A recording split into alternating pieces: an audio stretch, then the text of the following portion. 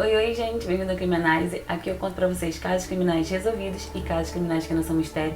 Então, se você se interessa por esse tipo de conteúdo, eu convido você a se inscrever no canal, ativar o sininho de notificações para não perder nenhum dos próximos vídeos e curtir e comentar muito esse vídeo, porque assim o YouTube entende que esse vídeo é relevante. O caso de hoje é de um abusador em série que ficou conhecido como estuprador da Luz Azul.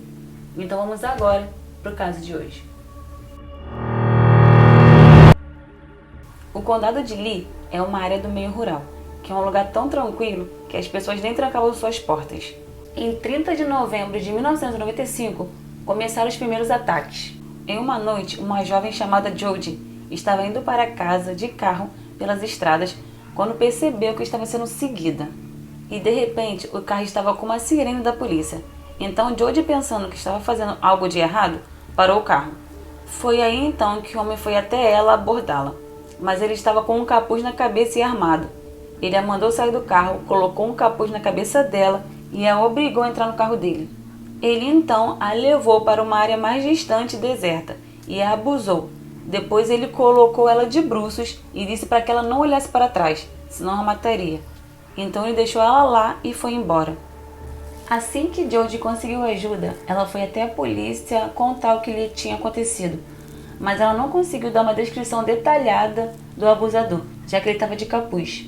Ela conseguiu dizer apenas para a polícia que ele tinha uma estatura mediana e que a voz dele era rouca e profunda. E logo esse caso ganhou muito ali as mídias, já que ele havia feito mais uma vítima. Ele então abusou dela e a deixou sozinha naquele local distante. Após isso, o mesmo abusador atacou no condado de Cross. Ele fez a mesma coisa que havia feito nas outras duas vítimas, mas só que com essa vítima ele chegou a jogar roleta russa.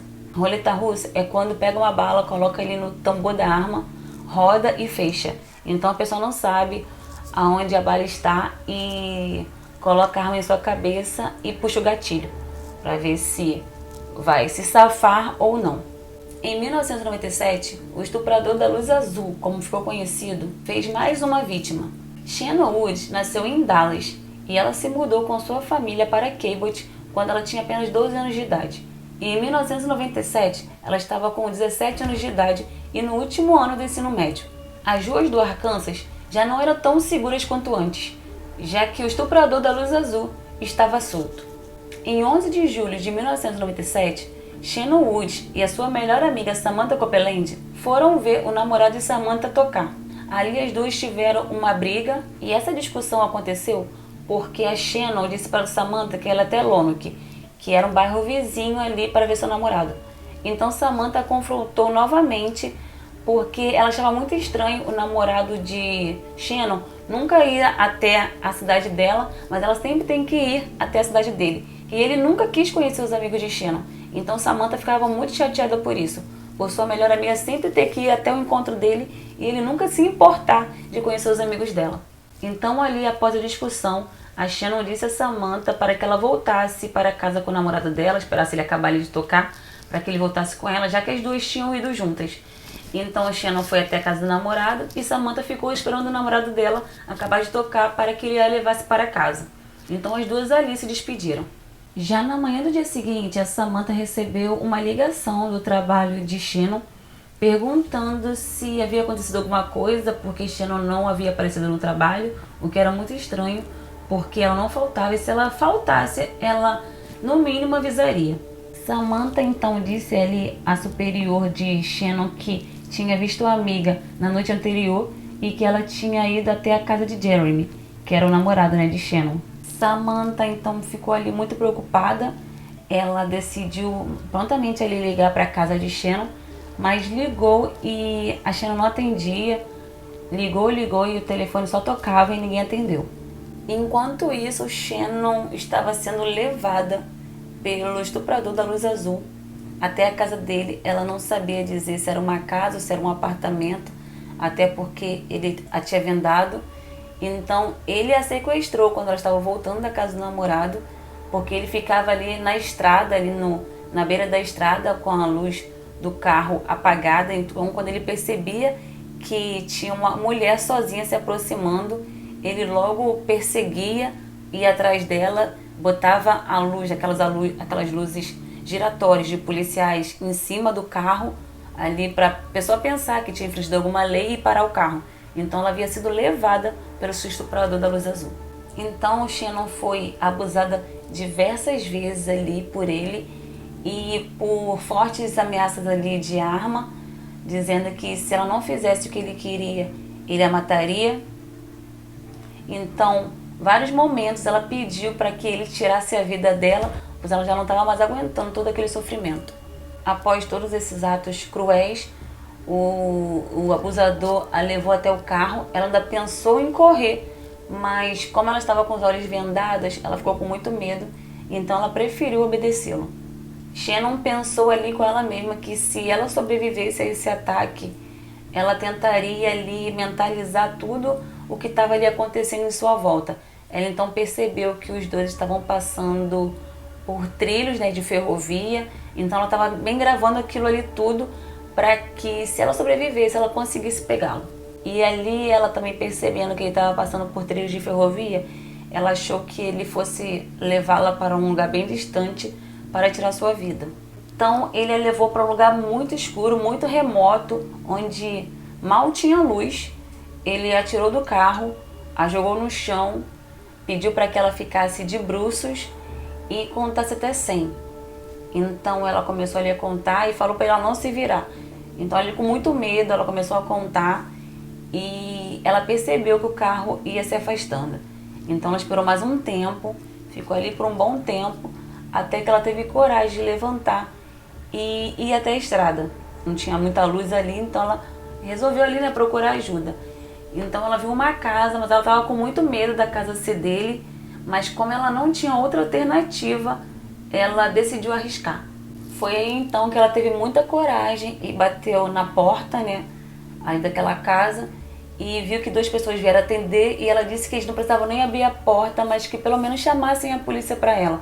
Então ela sugeriu que eles nem abrissem a porta, mas que chamassem a polícia, pois ela estava em perigo. Então ali os donos da casa a ajudaram, então chamaram a polícia foi até o local e a levaram, né, até a delegacia.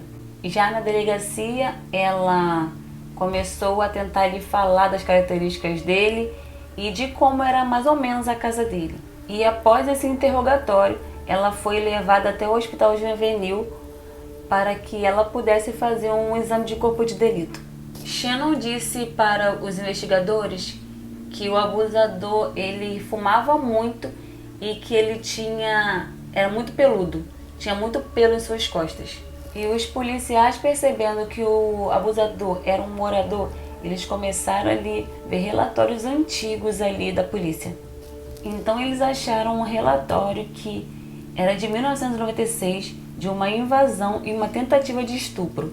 E eles também perceberam que esse abusador também, em 1996, também tentou usar uma fita para amordaçar ali a vítima. E esse caso foi de uma senhora que estava em sua casa quando viu um homem branco parado ali em sua porta com um capuz na cabeça. E ele estava armado. Ele tentou estuprá-la, mas ela disse que ele só conseguiria estuprá-la se ele a matasse. Então naquela hora ele desistiu e foi embora. E no interrogatório essa senhora disse que o homem que tentou abusá-la se tratava de Todd Bergman, que suas famílias se visitavam e ela tinha certeza de que era ele. E quando os policiais foram interrogar Todd, ele não quis falar com os policiais e logo contratou um advogado.